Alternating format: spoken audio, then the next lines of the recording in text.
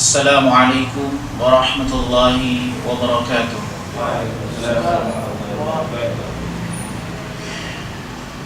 Alhamdulillah, alhamdulillahilladzi bi ni'matihi tatimmu shalihat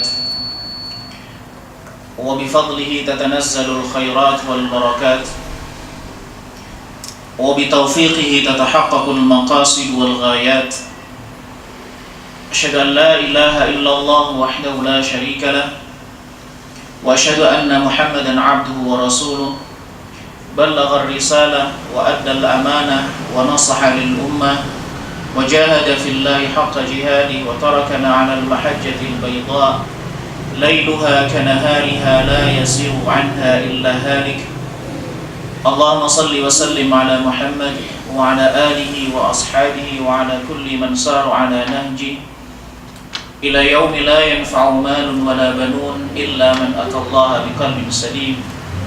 Allahumma ij'al jam'ana jam'an marhuma wa tafarruqana min ba'dihi tafarruqan ma'suma wa la taj'al minna wala ma'ana syaqiyan wala mahruman wala matruda. Jamaah sekalian yang dirahmati oleh Allah Subhanahu wa taala, insyaallah pada sore hari ini kita akan mengkaji bab al-hilmu wal anatu war rifqu. Dan alhamdulillah, sebelum kita mengkaji Riyadhus Shalihin pada sore hari ini, kita bersyukur pada kesempatan kali ini dimudahkan oleh Allah Subhanahu wa taala, dan mudah-mudahan majelis ilmu kita pada sore hari ini merupakan majelis ilmu yang diberkahi oleh Allah Subhanahu wa taala, dan dengan sarana ini kita dimudahkan kehidupan kita oleh Allah Subhanahu wa taala di dunia dan akhirat. Amin amin ya rabbal alamin. Jamaah sekalian, pada kesempatan kali ini tema yang kita bahas yaitu yang pertama, bab al-hilmu wal anatu war rifqu.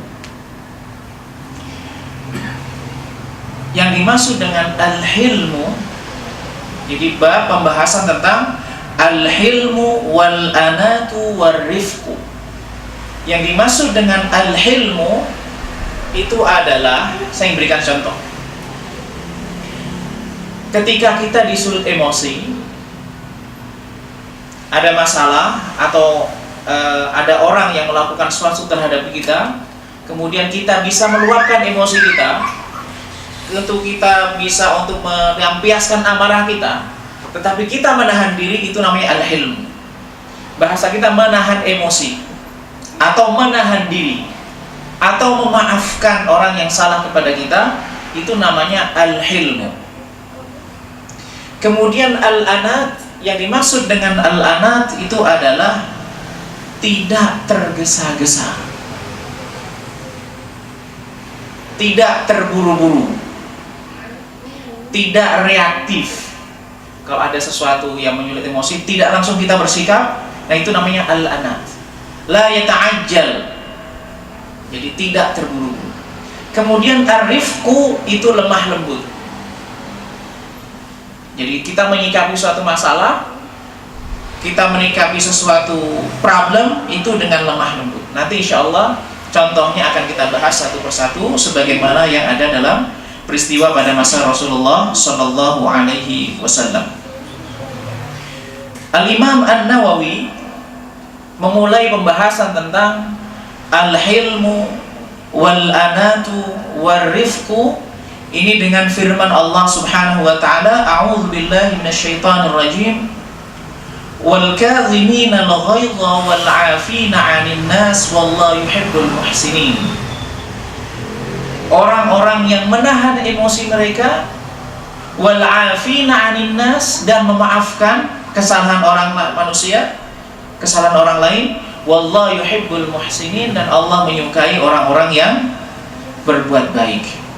Nah, ini potongan ayat.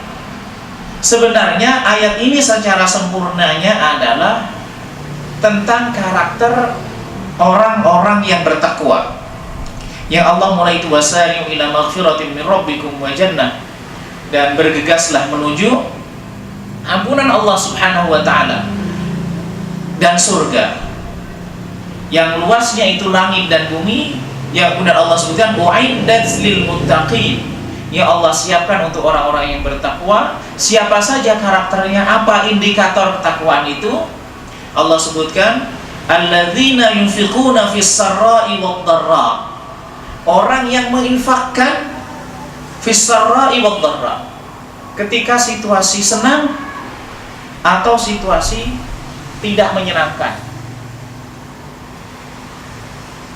Artinya adalah dia itu senantiasa memiliki kontribusi dan produktivitas amal. Itu karakter yang pertama.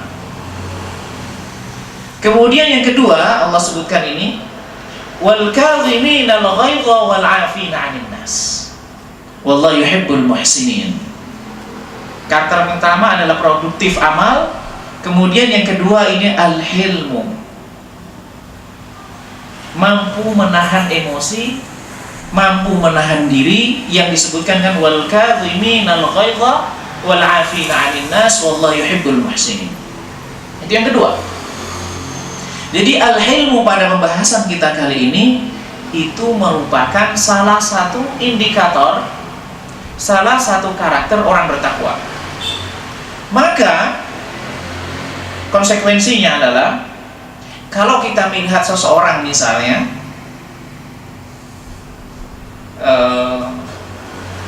atau tokoh misalnya, dia bergelar doktor atau bergelar profesor, ataupun dia digelari masyarakat oleh tokoh atau kiai atau apapun gelar-gelar yang melekat dengan dirinya, tetapi karakter wal kadhiminal ghaidha wal 'afina 'anil nas, menahan emosi kemudian bersikap yang baik, menahan emosi itu tidak ada dalam dirinya, maka indikasi ketakwaan itu belum melekat dalam dirinya, masih kurang.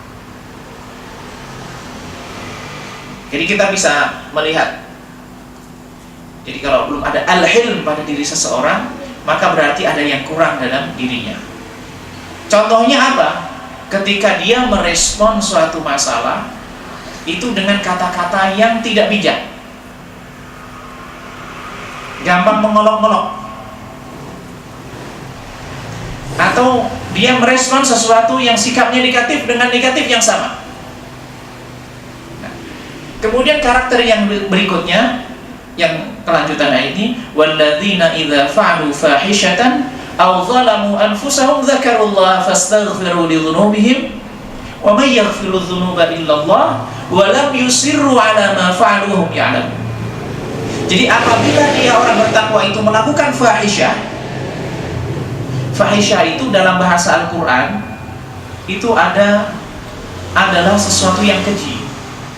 Sesuatu itu dikatakan keji kalau dia bertentangan dengan akal naluri sehat seseorang.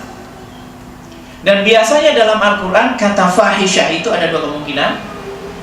Dalam Islam itu dia fahisyah minal qaul wal fahisyah minal fi'al.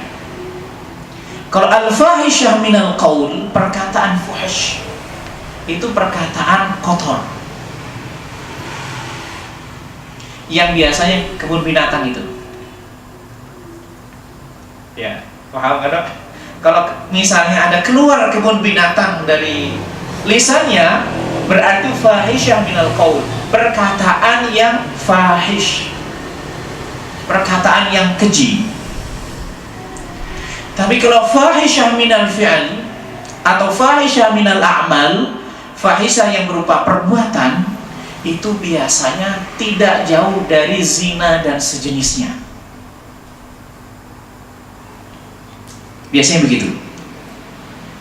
Yang dilakukan kaum Lut itu termasuk fahisyah. Zina termasuk fahisyah. Maka termasuk kategori fahisyah juga adalah itu, melakukan zina dan sejenisnya, atau muqaddimah zina, atau yang berhubungan berdekatan dengan zina. Makanya di dalam surah An-Nisa itu seseorang dilarang menikahi wanita yang sudah dinikahi oleh ayahnya, karena itu termasuk fahisyah. kan berhubungan dengan zina, karena nikahnya batal demi hukum, maka hubungan badan yang terjadi di antara dua orang itu maka dihukumi zina, maka dikatakan fahisyah. Begitu juga wala taqrabuz zina, jangan dekati dengan zina karena itu fahisyah. Itu adalah fahisyah yang berhubungan dengan perkara. Orang yang bertakwa mungkin saja dia melakukan fahisyah, tapi ketika dia melakukan itu tidak terus berlanjut, tetapi dia ingat Allah kemudian bertaubat. Ini poin yang berhubungan dengan wal kadhimil ghaidha wal 'afina 'anil nas. Berikutnya ayat yang kedua, khudzil 'afwa wa'mur bil 'urfi wa a'rid 'anil jahilin. Khudzil 'afwa, al-'afwa itu adalah ambillah, artinya jadikanlah itu sebagai tindakanmu wahai Muhammad. Al-'afwa itu adalah bersikap mudah, gampang. Jadi tidak gampang mengambil hati. Jadi kalau ada satu perbuatan itu dan ada yang kamu lewat sekedar lewatnya saja, itu namanya al-'af. Kalau ada masalah dianggap gampang, sederhana, jadi dibuat ringan saja, itu namanya al-'af. Wa'mur bil 'urf, anjurkanlah, ajaklah orang untuk melakukan perkara-perkara yang ma'ruf. Perkara yang ma'ruf itu adalah perkara yang baik yang diakui oleh masyarakat atau manusia, atau perkara-perkara yang diakui oleh umat ini, oleh orang secara umum, itu adalah perkara yang baik. Tentu saja dikatakan baik itu kalau tidak bertentangan dengan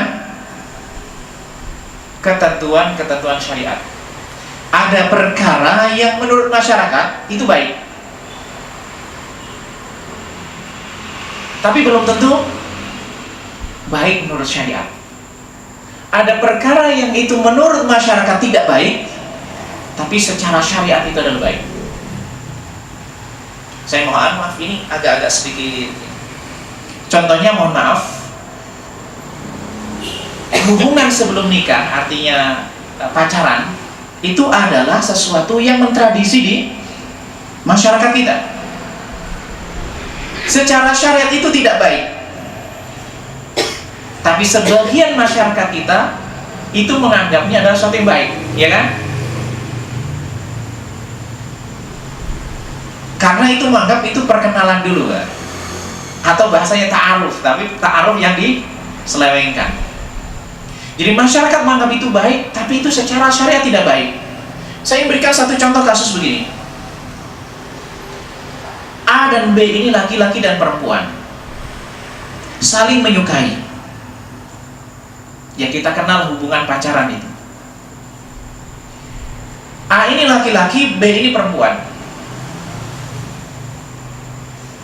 Jadi mereka ada ikatan yang tidak resmi, ilegal secara agama, gitu.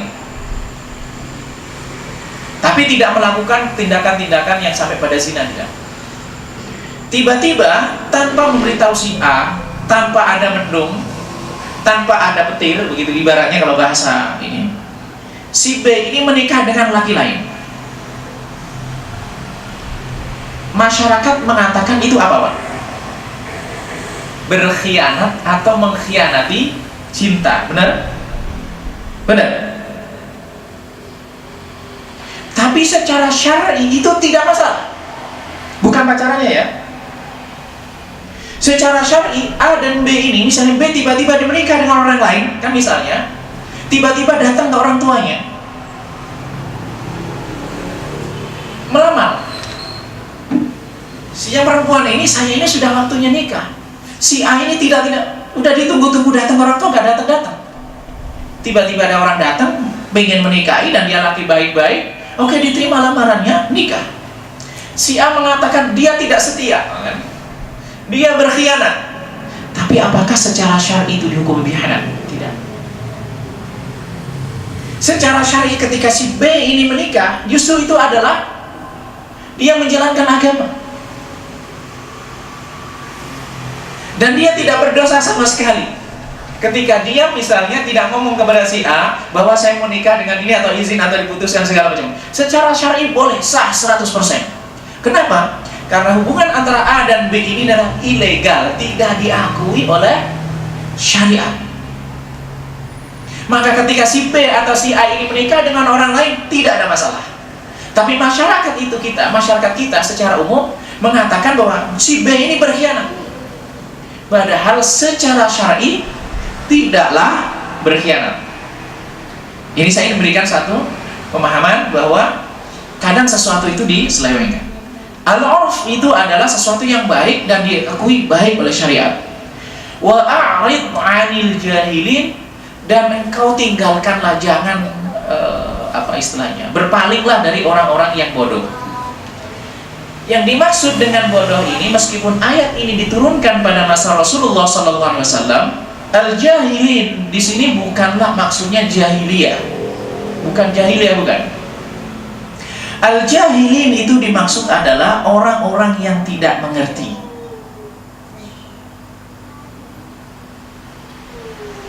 Maka atau termasuk dalam kategori orang al-jahili itu adalah contohnya. Itu adalah, nanti akan ada contoh kasusnya, orang-orang Badui. Atau orang-orang dia tidak belajar agama, dia melakukan perilaku-perilaku yang menurut penilaian kita secara umum itu adalah tidak baik. Perkataan-perkataan kasar. Contohnya kita misalnya di jalan itu lalu lintas itu kan sering menyelip kan.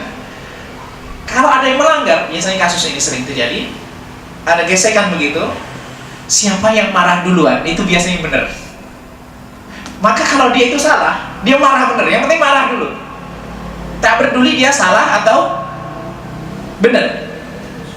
Saya sering menyaksikan itu di tempat saya. Ini orang salah, tapi dia yang marah. Itu jahil.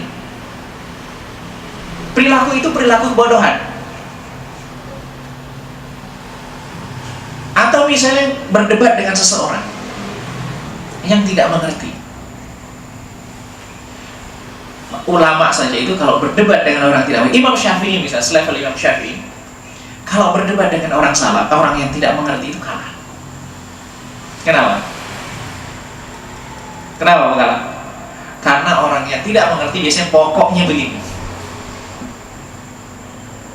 Ya, pokoknya begini. Kalau sudah AA, maka dalam konteks sekarang, perdebatan dan diskusi yang ada di Facebook, di Twitter, sarana-sarana media sosial, itu rata-rata adalah perdebatan al-jahilin, perdebatan orang-orang yang bodoh. Kenapa? Orang yang berdebat itu rata-rata ingin menunjukkan dirinya. Dan kalau di debat dibahas kemudian secara ilmiah, rata-rata dia tidak akan menerima.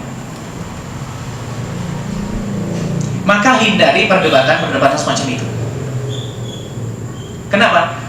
Anda jelaskan A sampai Z, dia meskipun argumentasinya lemah, dia tidak akan menerima. Contohnya pada masa-masa terdahulu itu namanya al-khawarij. Ada orang al-khawarij itu ekstremis.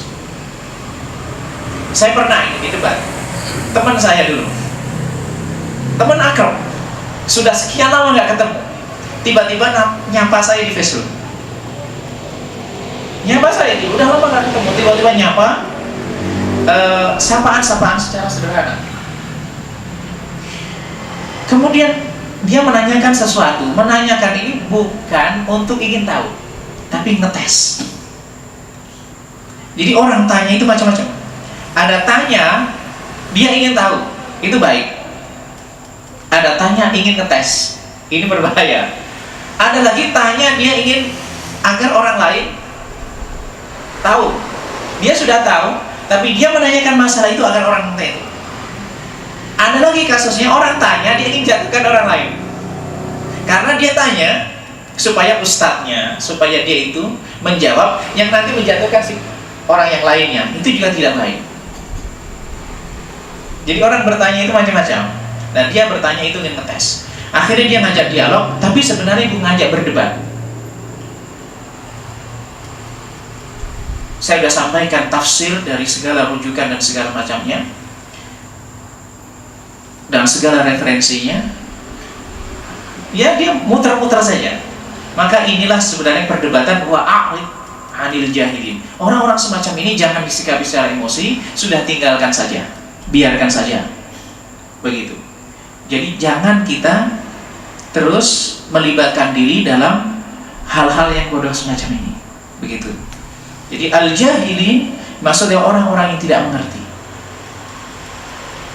Lalu berikutnya Allah Subhanahu wa taala mengatakan, firman Allah Subhanahu wa taala yang disebutkan oleh Imam An-Nawawi, wala tastawil hasanatu wala sayyi'ah. Maksudnya adalah wala tastawi al hasanatu as-sayyi'ah wala sayyi'ah al hasanah. Tidaklah sama, kalau terjemahannya ini, kalau terjemahan tafsir, tidaklah sama antara kebaikan dan keburukan. Tapi kalau kita kaji dari kitab tafsir ini, wala tastawil hasanatu wala sayyi'ah, tidaklah sama al hasanah as sayyi'ah, tidaklah sama perbuatan yang baik dengan perbuatan yang buruk, dan tidak pula yang buruk sama dengan yang baik. Tapi ayatnya adalah wala tastawi al hasanah wala as sayyi'ah.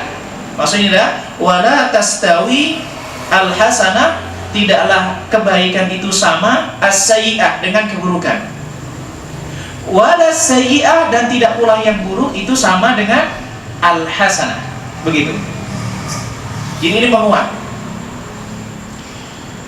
Sikap yang baik ini hubungannya dengan al-hilmu wal-anatu warifku. Tidaklah sama. Sikap yang baik maksudnya adalah menyikapi keburukan orang lain, sebagaimana yang terjadi pada masa Rasulullah, ketika orang-orang jahiliyah itu melemparinya dengan batu, ketika menuduhnya dengan tukang sihir, atau menuduhnya dengan tuduhan-tuduhan yang negatif yang lainnya, atau konteks sekarang menuduhnya dengan ekstrim, menuduhnya dengan kolot, menuduhnya apa lagi?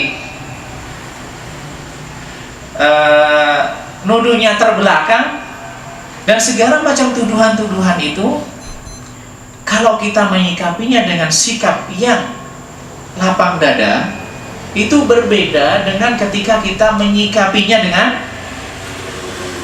emosi.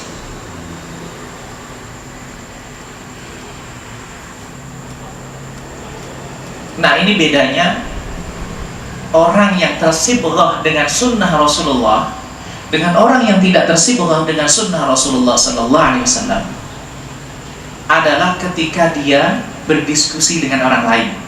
Itu kelihatan. Di antara sunnah Rasulullah sallallahu alaihi wasallam yang ini tidak boleh kita lupakan. Ketika berdialog dengan orang lain, ketika berdiskusi dengan orang lain, ketika orang lain itu ngomong, kita mendengarkan. Baru nanti kita sampaikan argumentasi kita. Tidak termasuk sunnah Rasulullah SAW ngeyel dengan ngeyel.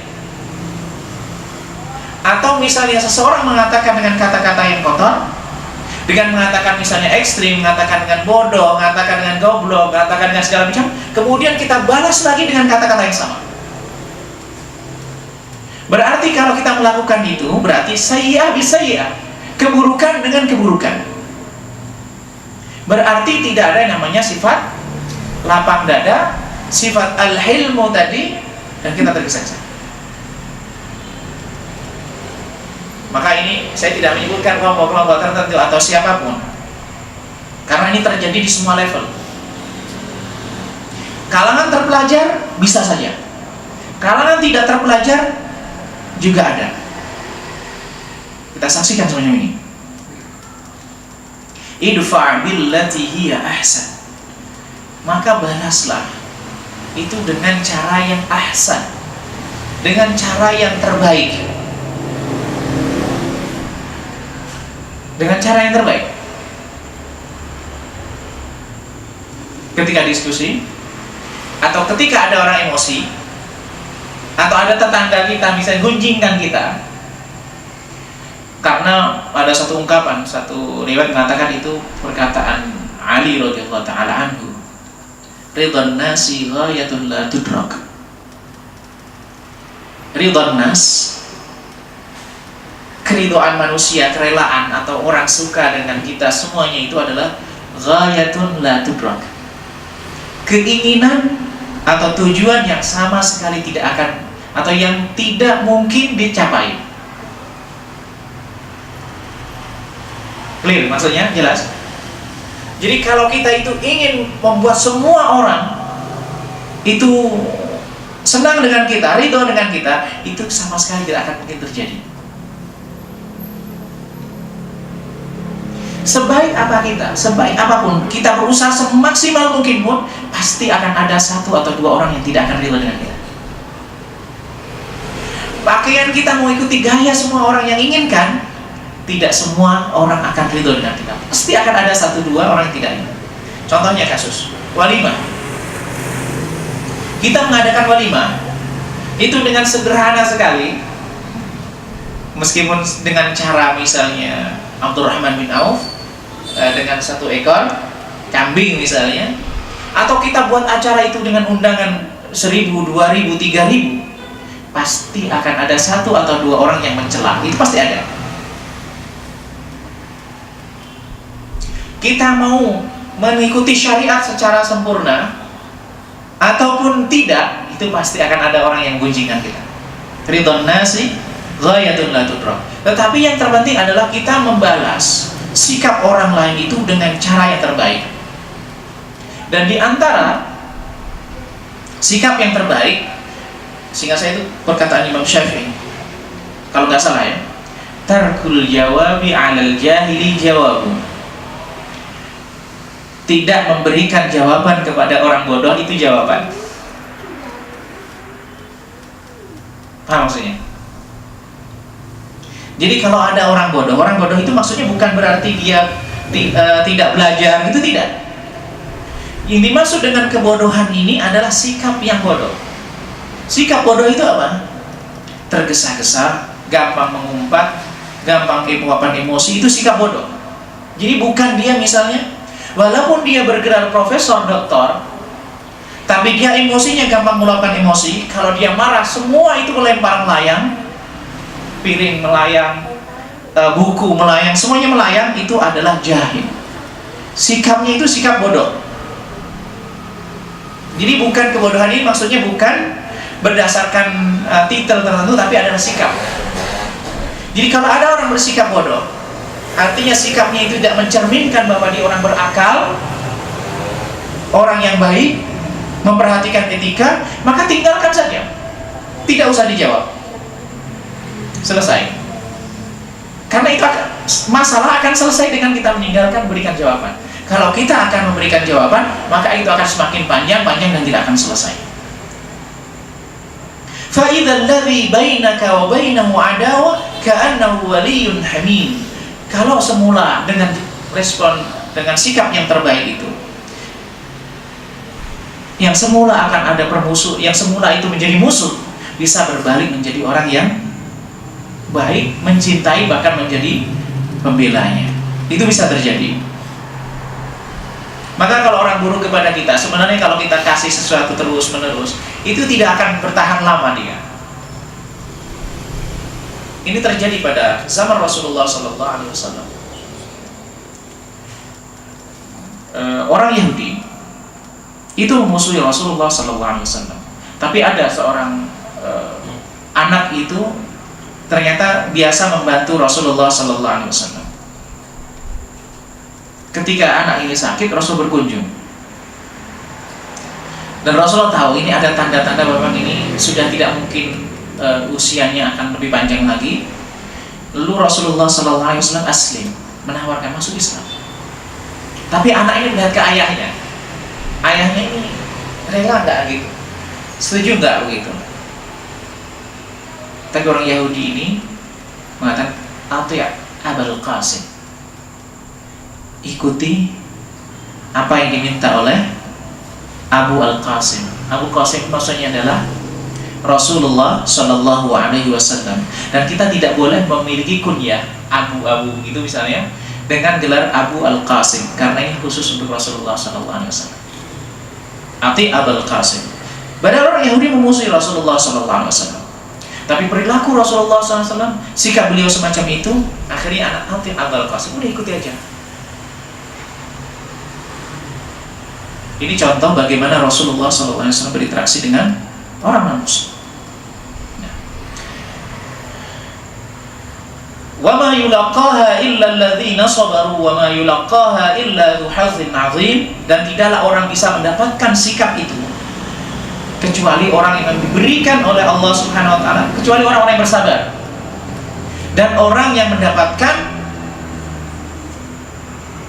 dzu hazzin 'adzim itu mendapatkan sesuatu yang pemberian yang sangat besar dari Allah Subhanahu wa taala. Nah, sikap ini Ibnu Qayyim itu menjelaskan bahwa as-sabr itu adalah induk akhlak yang mulia. Kesabaran itu adalah induk akhlak yang mulia. Maka semua sifat yang kita sebutkan tadi, al-hilmu, menahan emosi, tidak tergesa-gesa, dan lemah lembut kepada orang, itu termasuk kesabaran. Maka Allah mengatakan wa ma yulaqaha illa alladzina sabaru, dan tidak mendapatkan ini kecuali orang-orang yang bersabar, karena akarnya itu adalah pada kesabaran. Jadi Ibnu Qayyim menyebutkan bahwa kesabaran itu seperti induk yang melahirkan akhlak-akhlak mulia. Jadi seperti induk yang melahirkan akhlak-akhlak yang mulia, itu namanya kesabaran. Cuman kita kadang-kadang kesabaran itu kita artikan bahwa kalau dapat musibah, ya dia bersabar, itu saja. Padahal menahan emosi itu masuk sabar, tidak tergesa-gesa termasuk sabar, bersikap santun terhadap orang lain itu juga termasuk sabar. Berikutnya, wala man sabara wa ghafara inna dzalika lamin azmil umur. Siapa yang bersabar dan siapa yang berikan maaf, inna dzalika lamin azmil umur, itu adalah termasuk azmil umur. Azmil umur itu adalah kemauan memiliki sesuatu yang kuat dalam dirinya. Jadi kalau kita mau sabar, memaafkan orang lain, merespon kejahatan orang lain dengan sesuatu yang baik, itu butuh kemauan kuat. Bersabar dan memberikan maaf orang lain itu butuh daya tahan yang kuat dalam diri ini, dan butuh kemauan kuat. Itu namanya min azmil umur. Maka para nabi ulul azmi itu, dan yang terbaik adalah Rasulullah SAW, itu adalah para nabi yang dia memiliki kekuatan dalam dirinya, memiliki kesabaran yang lebih daripada orang lain. Nah, sekarang mari kita masuk pada hadis yang berhubungan dengan judul kita pada kesempatan sore hari ini. An Ibnu Abbas radhiyallahu taala anhuma, Abdullah bin Abbas radhiyallahu anhuma mengatakan, qala Rasulullah sallallahu alaihi wasallam li Ashaj Abdul Qais. Rasulullah sallallahu alaihi wasallam berkata kepada Ashaj Abdul Qais. Ini bukan nama yang sebenarnya. Ashaj itu karena dia di kepalanya itu ada luka. Biasanya kalau anak-anak biasanya kalau kita terluka di tangan atau terluka kepala itu kan biasanya membekas, ya kan? Tangan misalnya kita pernah ada, misalnya kita kena pisau atau kena sesuatu, saya juga masih ada itu di kaki saya. Nah gitu, itu namanya asyaj. Nah orang ini dikatakan asyaj karena dia di kepalanya ada bekas luka. Nama yang sebenarnya adalah Abdullah bin Auf. Abdullah bin Auf, bukan Abdurrahman ya, Abdullah bin Auf nama yang sebenarnya. Rasulullah SAW mengatakan, inna fika khaslatain, kamu punya dua sifat yang Allah yuhibbuhum Allah, yang Allah sukai dari dirimu. Coba kita bayangkan kalau seandainya ini diri kita, Rasulullah mengatakan kepada kita, sesungguhnya padamu ini ada dua sifat yang disukai Allah, yaitu apa? Al-hilmu wal anat, yaitu mampu menahan emosi, memberikan maaf ketika dia ada orang salah dengan dia, wal anat, tidak tergesa-gesa. Memang ada beberapa riwayat penjelasan kenapa Rasulullah mengatakan hal ini. Memang ada satu riwayat menjelaskan suatu ketika Abdullah bin Auf ini bersama dengan kawan-kawannya datang ke Rasulullah SAW mau belajar. Nah, yang lain ini setelah dia sampai, ya dia terburu-buru, pokoknya segera menemui Rasulullah SAW.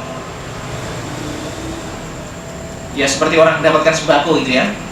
Nah gitu, buru-buru terus gitu. Nah, Abdullah bin Auf ini dia tenang. Dia tambatkan ontanya, membersihkan diri dulu, ganti baju dulu. Nah, baru setelah itu dia menghadap Rasulullah SAW. Jadi tidak seperti yang lainnya. Nah, ini kemudian katakan sesungguhnya padamu ini ada dua sifat yang disukai Allah, al-hilmu wal-lana. Tidak tergesa-gesa. Al-ajalatu minasyaitan, karena tergesa-gesa itu termasuk dalam sifatnya setan. Maka misalnya dalam sikap tergesa-gesa dalam sesuatu itu termasuk rekayasa setan. Sholat dengan tergesa-gesa, rekayasa setan. Nikah dengan tergesa-gesa juga rekayasa setan. Menyegerakan nikah itu baik, tapi tergesa-gesa nikah itu masalah. Apalagi tergesa-gesa, segala bentuk ketergesa-gesaan itu adalah bagian dari permainan setan. Makan dengan tergesa-gesa juga termasuk dalam permainan setan. Okay. Rawahu Muslim, diriwayatkan oleh Imam Muslim. Hadis ini ada ditemukan dalam Sahih Muslim dalam kitab Al-Iman, dalam bab Al-Iman. Kemudian hadis berikutnya, Ana Aisyah radhiyallahu anha qalat qala Rasulullah sallallahu alaihi wasallam innallaha rafiqun yuhibbur rifqa fil amri kulli. Muttafaq alaih. Sesungguhnya Allah itu santun. Ar-rifqu itu mungkin bahasa yang lebih tepat kita adalah santun. Yuhibbur rifqa fil amri kulli. Menyukai kesantunan dalam segala hal. Nah, di sini hadis ini menyebutkan innallaha rafiq. Sesungguhnya Allah itu santun. Pertanyaan, apakah kata rafiq itu masuk dalam ismun min asma'illah? Apakah termasuk dalam kategori nama dari nama Allah Al-Husna ataukah bukan? Tidak termasuk. Jadi kita tidak boleh menamakan Allah itu rafiq.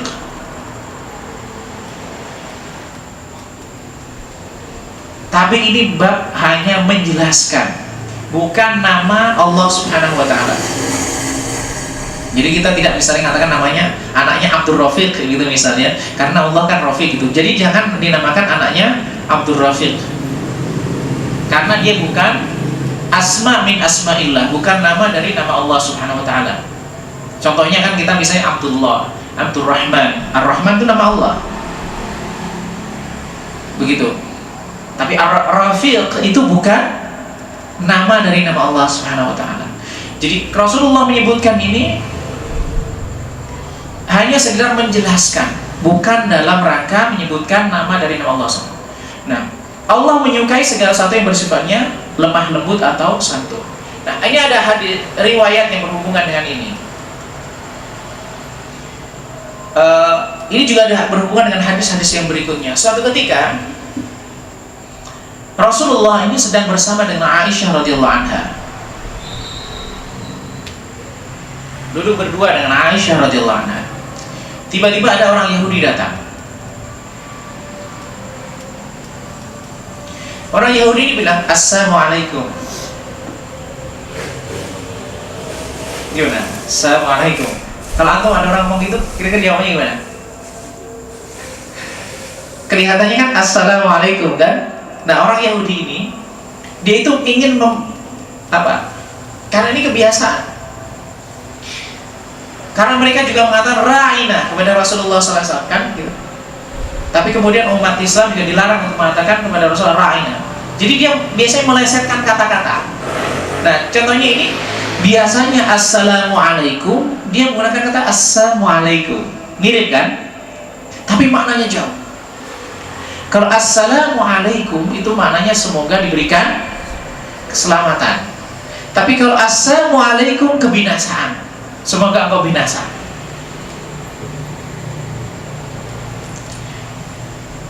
Aisyah radhiyallahu anha ketika mendengar ini, dia emosi. Ini orang mempermainkan dan orang ini sembarang kata sama Rasulullah, tapi kemudian Dia jawab, "Waalaikumsalam wal la'nah." Dia jawab, "Kebinasaan bagimu dan laknat Allah juga bagimu." Gitu. Lalu Rasulullah SAW bilang, "Arifku ya Aisyah, arifku ya Aisyah, lemah lembutlah." Artinya jangan bersikap begitu. Padahal apa kelakuan orang Yahudi ketika itu?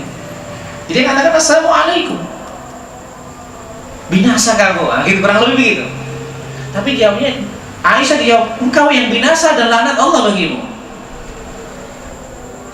Tapi arifku ya Aisyah, arifku Aisyah. Artinya jangan emosi, gitu. Bahasa kita jangan emosi, jangan begitu. Dia mengatakan begitu, "Ya Rasulullah." Sudah saya jawab. Saya jawabnya bagaimana? "Waalaikum." Jadi sama Rasul sudah dijawab "Waalaikum." Doa saya dikabulkan, sedangkan doa mereka tidak dikabulkan. Di doa Rasulullah SAW dikabulkan, doa mereka tidak dikabulkan. Jadi jawabnya "Waalaikum." Sederhana aja. Jadi tidak keluar kata-kata asam, kata-kata yang buruk. Nah, ini perlu kita juga manfaat dari hadis ini adalah jangan sampai kita keluar kata-kata buruk. Sebagaimana Rasulullah menjaga sikap kesantunannya ketika mereka "Assalamualaikum, kebinasaan bagimu." Rasulullah tidak menjawab "Waalaikumsalam," tidak, tapi cukup kata "Waalaikum." Juga untukmu begitu. Jadi ini jangan sampai kita mengotori lisan kita, karena ini sangat sayang sekali. Nah, kemudian dilanjutkan, "Innallaha rafiqun yuhibbur rifqa."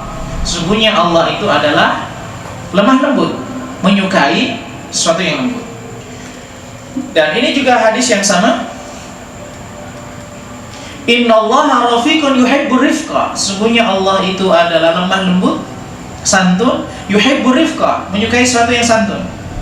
Wa yu'ti 'ala rifqi, dan memberikan sesuatu yang santun itu ma la yu'ti 'ala al-'anf, yang tidak diberikan atas dasar ketika orang itu emosi, bersikap keras. Wa ma la yu'ti 'ala ma siwa, dan tidak diberikan kepada yang lainnya. Maka kalau contoh kasus misalnya masyarakat kita Indonesia terutama itu suka dengan yang santun-santun. Orang yang dia itu buruk tapi dia menggunakan tutur kata yang santun, itu akan lebih dihormati ketimbang orang benar dia ngomongnya tidak santun. Ini bahasa emosi. Kalau di Arab itu biasa, debat itu ngotot itu suatu hal yang biasa. Kalau kita lihat siaran debat di Timur Tengah begitu biasa. Tapi kalau di Indonesia tidak. Jadi orang kalau emosi itu kalah, tapi kalau orang santun itu menang. Karena orang yang melihat itu dia akan terlahir dengan orang yang santun. Jadi orang yang santun itu memiliki nilai yang plus, meskipun dia salah. Bahkan bisa jadi orang yang salah itu dibenarkan karena dia sikapnya santun. Begitu.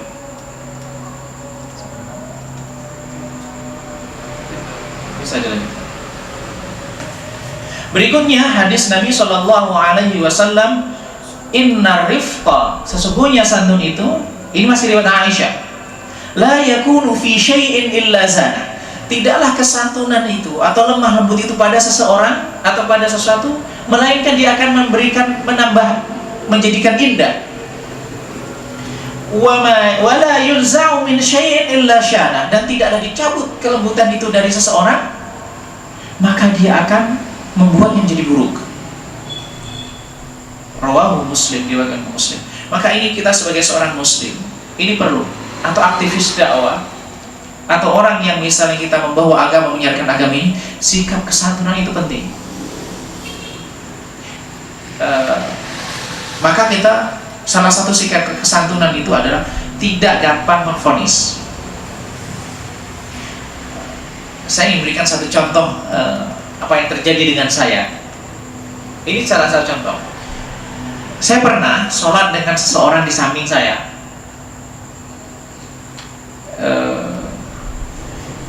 Jadi sebagian kelompok itu kan ada yang kalau sholat itu kakinya harus nempel, ya. Padahal itu tidak syaratkan harus nempel. Yang diperintahkan adalah dia adalah rapi dan rekat, tidak ada, tidak. Tapi nempel kaki itu tidak disyaratkan. Nah, ketika itu di samping saya orangnya agak gede gitu kan. Saya ketika sholat kan kita nggak mikirin kaki. Ini saya masih ingat bagaimana sikap itu sampai membekas kepada orang. Kemudian saya nggak perhatikan dia itu. Jadi ketika saya begini itu dia berusaha nempel kan. Saya baru sadar itu setelah selesai sholat. Maksudnya dia ngomong ke saya. Ketika saya ada posisinya ini kan, setelah kita sujud dan bangun kan posisi kita berubah kan kadang-kadang posisi kaki itu. Dia berusaha nempelkan lagi. Nah, saya ini kan nggak sengaja misalnya gini kaki gerak agak sedikit gini kan. Nah, setiap kaki saya bergeser jadi lebar. Jadi ini posisinya sampai lebar gini. Jadi kayak gini. Selesai sholat, saya nggak ada pikiran sampai ini. Dia langsung ngomel ke saya. Gimana sih? Takillah ya akhi ya gitu. Takwalah kamu kepada Allah gini. Kaki saya kita itu harus nempel dan segala macamnya. Sampai sekarang saya masih ingat orangnya. Ini bagaimana perilaku semacam itu, dan itu sebenarnya salah. Ya, sudah salah ngomel kepada orang lain. Saya diamkan saja.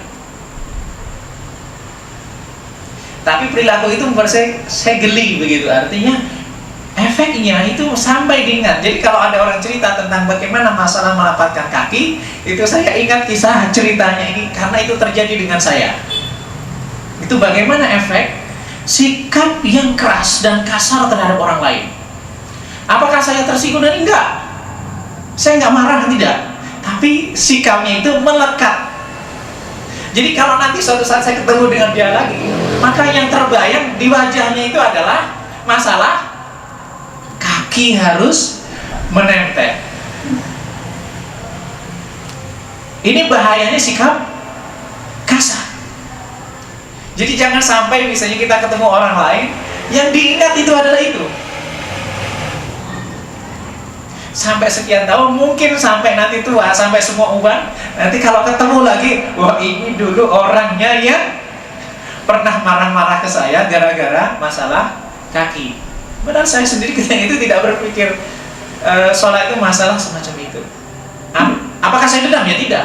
Tapi ini secara tidak langsung melekat ke pikiran saya dan memori saya. Itu salah satu efek yang ingin saya sampaikan kepada jamaah sekalian. Nah, kemudian kisah yang berikutnya, An Abi Hurairah radhiyallahu anhu qala, ini ceritanya Abu Hurairah. Bala a'rabi fil masjid. Ini kisahnya ini selalu ditemukan dalam bab thaharah. Di kitab-kitab di Sahih Bukhari, kemudian di Bulughul Maram juga ditemukan. Suatu ketika Rasul ada majelis kayak begini. Tiba-tiba ada orang Badui. Kalau Imam Syafi'i meriwayatkan ini ada kisah yang berhubungan juga dengan ini. Di Al-Um juga disebutkan kisah Arabi ini. Datang, Nabi sedang ada majelis dengan para sahabat. Tiba-tiba, ini masjidnya bukan masjid kita ya, bukan musola kita, tapi masjid Nabi. Tiba-tiba datang ke pojok masjid, buang air di masjid. Nggak tahu mungkin kebelet atau seperti apa, wallahu a'lam. Tapi ini orang Badui. Kira-kira jamaah sekali kalau tiba-tiba orang datang begitu, tidak di dalam ruangan ini, kira-kira di situlah gitu. Tiba-tiba orang nggak kita kenal, tiba-tiba buang air di situ. Apa yang kita lakukan? Saya rasa ada yang teriak, itu langsung teriakin itu. Nah, sahabat begitu. Ada yang teriakin, ada yang mau mukul, ada yang mau segala macamnya. Wajar, manusiawi. Ini orang nggak tahu etika. Ini di masjid Nabi. Coba di masjid manusia terbaik. Tapi kata Rasulullah, da'u, biarkan dia. Da'u. Jadi nanti kalau ada orang itu da'u gitu, biarkan dulu, dia selesai dulu. Baru nanti suruh ini bersihin gitu. Kalau nanti dihadrik, dikabur duluan kan kita juga yang masalah kan. Yang bersihkan siapa? Kita. Nah, jadi da'u, biarkan. Setelah orang Badui itu selesai, Rasulullah minta salah seorang sahabat untuk ngambil air, siram itu Jadi beliau tidak memerintahkan orang Badui itu ngambil air untuk menyiram dia, bukan. Tapi sahabat yang ada di situ ambil air, siram. Beda ya. Jadi dalam teks hadis ini yang diminta ini sahabat. Dia bahasa bisa dibayangkan. Sudah emosi ini disuruh ngambil lagi. Tapi karena perintah Nabi adalah suatu kemuliaan, ya kan? Kalau dapat perintah Nabi adalah suatu kemuliaan. Ngambil air kemudian disiram. Orang Badui ini sangat terkesan dengan sikap Rasulullah. Baru setelah selesai, setelah sholat, kemudian dia sudah bergabung dengan ini, baru dijelaskan. Masjid itu bukan tempat buang air, tapi masjid itu adalah tempat untuk zikir, tempat untuk sholat. Begitu. Sampai ada satu riwayat, tapi kalau Imam Syafi'i menyebutkan bahwa peristiwa ini sebelum itu. Orang Badui itu berdoa ketika rukuk. Ketika tidak. Allahumma arhamni wa Muhammadan wa la tarham ma'ana ahadan. Ya Allah, karena dia terkesan dengan sahabat Rasulullah, kan sahabat ini. Ya Allah, rahmatilah saya dan Muhammad. Dan jangan kau rahmati selain kami berdua. Kurang lebih begitu. Karena terkesannya dengan sikap Rasulullah SAW. Sudah, rahmati saja kami berdua, yang lainnya jangan. Nah, gitu. Jadi kalau antum mau tahu kisah unik bagaimana, dan ini pelajaran berharga, bagaimana Rasulullah bersikap dengan orang Badui, itulah sikap yang paling memberikan pelajaran bagi kita, sangat memberikan pelajaran. Contohnya ini kasus buang air di masjid, kemudian dakwah, kemudian para sahabat untuk diambil. Lalu Rasulullah justru menasihatinya sahabat itu. Bukan orang Badui itu yang pertama kali nasihati, tapi sahabat itu dijelaskan, fa innama bu'itstum, sesungguhnya kalian ini dibangkitkan, diutus. Artinya kalian ini kan kita membawa risalah Islam. Kata Rasulullah, muyassirin walam tub'atsu mu'assirin. Sesungguhnya kalian itu diutus kalian diutus untuk memberikan kemudahan dan bukan memberikan kesulitan. Bukan mempersulit. Jadi kalau bisa dipermudah, permudah. Jangan seperti logika sebagian masyarakat saat ini, kalau bisa kalau dipersulit kenapa dibuat gampang, nah, gitu. Itu menjadi masalah. Katanya birokrasi, tapi ulama bener ya. Nah, para ulama mengambil kesimpulan dari hadis ini, namanya hadis Arabi kalau kita bisa mengenalnya, hadis Arabi. Jadi kalau hadis orang Badui, peristiwa orang, atau hadis baul. Hadis baul, hadis peristiwa orang Badui buang air di masjid. Itu beberapa hikmah dan pelajaran bisa diambil. Yang pertama di antara hikmah yang diambil adalah tidak bersikap reaktif terhadap satu masalah. Kemudian sikap yang kedua hikmah yang bisa diambil adalah dalam menyikapi sesuatu itu kita harus mempertimbangkan aspek atau akibat yang muncul. Jadi kalau efeknya nanti lebih besar, negatifnya, coba kita bayangkan ya. Seandainya Rasulullah membiarkan sahabat itu menghardik atau menarik orang Badui itu untuk buang air di situ, apa yang terjadi? Pertama, yang jelas dia buang airnya belum selesai, ya kan? Berarti dia langsung najisnya ke pakaian dia, benar? Kan terpaksa berhenti. Berarti pakaiannya kena najis. Itu yang pertama. Dan bisa jadi kemudian secara kesehatan berbahaya, tidak bagus. Benar kan? Yang pertama. Kemudian yang kedua, orang Badui ini bisa jadi kabur. Dan ketika kabur dia masih buang air. Kalau awalnya dia dilokalisir di satu tempat saja, tapi ketika kabur dia bisa buang airnya kemana-mana. Menyelesaikannya lebih sulit. Kalau dia buang air di satu tempat kan disiram di situ. Karena pada zaman Nabi itu kan masih pasir. Jadi ketika dia buang air cukup disiram di atasnya kan ke bawah. Selesai. Tapi coba kalau misalnya orang Badui itu tadi lari begitu, abu.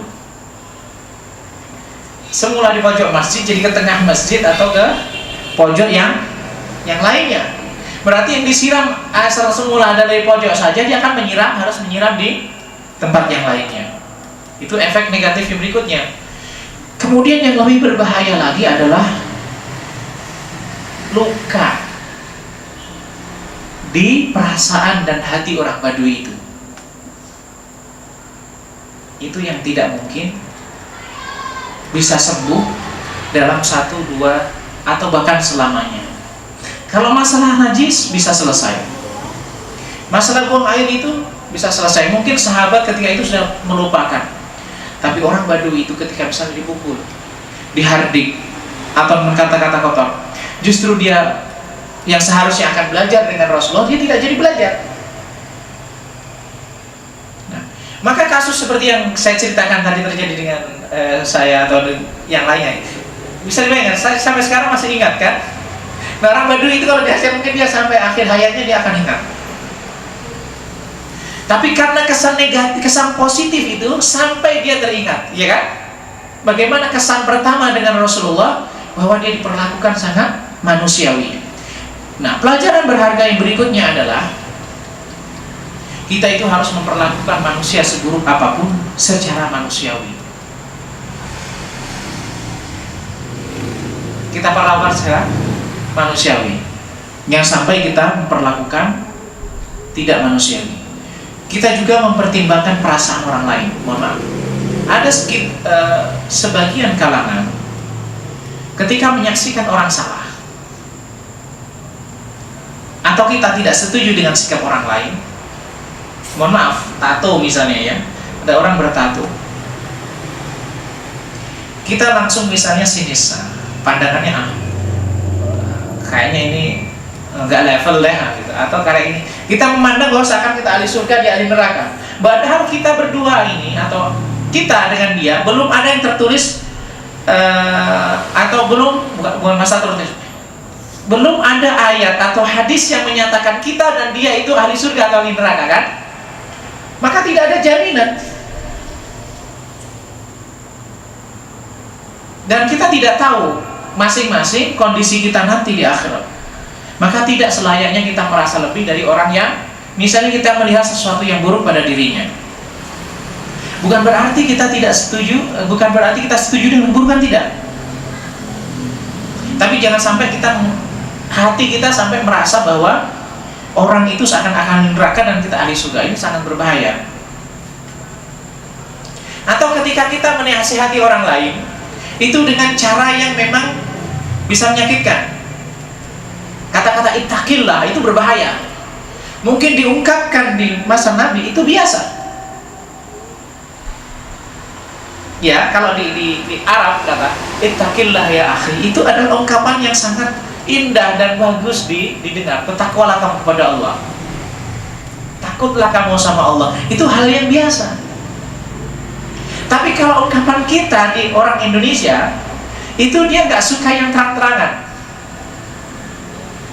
Maka kalau bilang, takillah ya gitu, langsung dia seakan-akan divonis, berbahaya. Atau langsung begitu, itu salah, mas itu salah. Ini berbahaya, melukai perasaan dia. Karena tipenya orang Indonesia, kita itu tidak suka yang terang-terangan. Sukanya yang disindir, atau nanti yang sifatnya apa? Sindiran, sifatnya kinayah atau majas lah begitu. Ini tipe kita. Tapi kalau orang Arab, orang ini itu biasa terang, orang Barat biasa terang-terangan. Jadi kita harus memperhatikan budaya dan tradisi yang terjadi pada orang. Jangan sampai kita maksudnya baik, justru dia akan terluka menjadi buruk. Efeknya menjadi lebih berbahaya. Kemudian hadis yang berikutnya, Anas bin Malik radhiyallahu anhu meriwayatkan bahwa Rasulullah SAW mengatakan, yassiru wa la tu'assiru, basyiru wa la tunaffiru. Permudahlah dan jangan dipersulit, berikan kabar gembira dan jangan ditakut-takuti. Jangan nakut-nakuti orang. Hadis ini peristiwanya, hadisnya rentetan ini sejarah panjangnya adalah hadis Mu'adz. Jadi Mu'adz bin Jabal itu adalah sahabat yang sangat dicintai Rasulullah SAW. Bahkan biasa dia pernah digonceng Rasulullah SAW.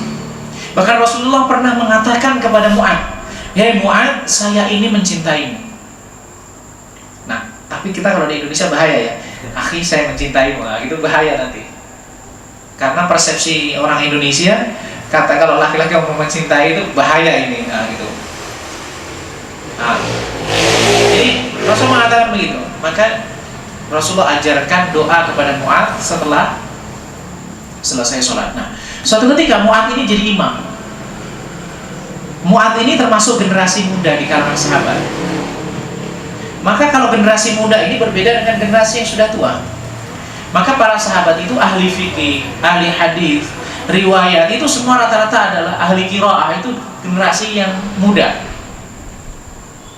Ya Mu'adz, kemudian Ali, kemudian Abdullah bin Abbas, Abdullah bin Umar, itu kan generasi muda.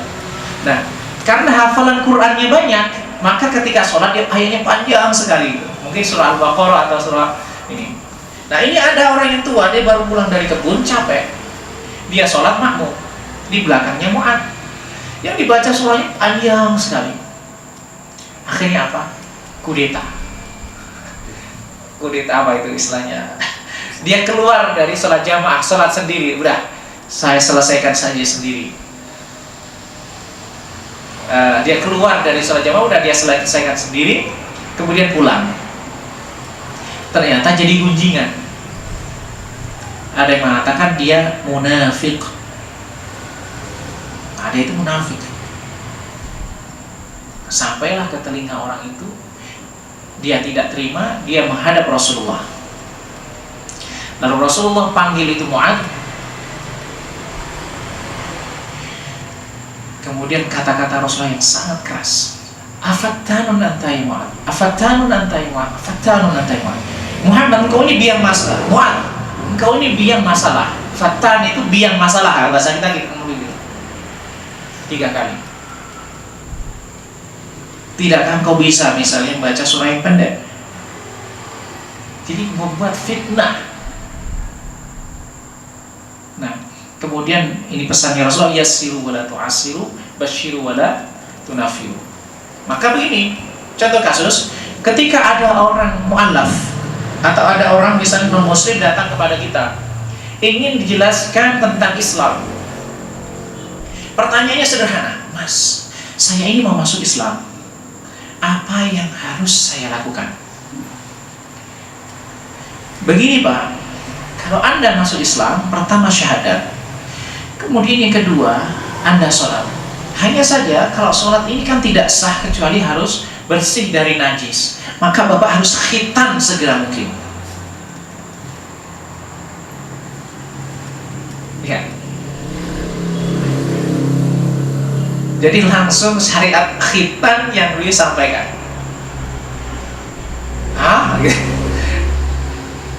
Ya kalau dia sudah tahu, sudah baca-baca, mungkin ini nanti di khitan segala macam. Tapi kalau dia sudah dikatakan khitan dulu yang keluar, bahaya. Bisa jadi pikir-pikir dulu. Nah gitu. Maka dimulai syariat-syariat yang wajib yang lebih utama dulu. Jadi jangan khitan didulukan, atau khitan dulu baru syahadat. Nah ini masalah lagi nanti. Ya. Ini adalah cara mempertimbangkan kalau ada non muslim mau masuk Islam, apa yang harus kita sampaikan, kita pertimbangkan dulu. Hal-hal yang mudah terlebih dahulu, dan jangan yang misalnya bertentangan dengan ini. Yang menakutkan dulu, itu berbahaya nanti. Atau kasusnya misalnya, ini yang jadi problem. Kalau ada orang mau masuk Islam, pikir-pikir dulu Pak. Bapak bener nih mau masuk Islam, nggak menyesal nanti. Bukan dipaksa, jadi ceramain dulu. Atau tunggu 3 hari, tunggu 2 hari lagi. Ya Pak, pikir-pikir dulu 3 hari kemudian. Bahaya Pak begitu. Ini seakan-akan mengejala. Kalau Rasulullah ada orang datang masuk Islam, apa yang diresponnya? Sunnahnya bagaimana? Syahadat langsung. Jadi kalau ada orang mau masuk Islam, jangan ditunda-tunda. Diklarifikasi benar mau masuk Islam, ini udah langsung syahadat. Masalah birokrasi, urusan kesaksian dan lain, urusan belakangan. Baru nanti syahadat lagi nggak ada masalah. Khawatirnya apa?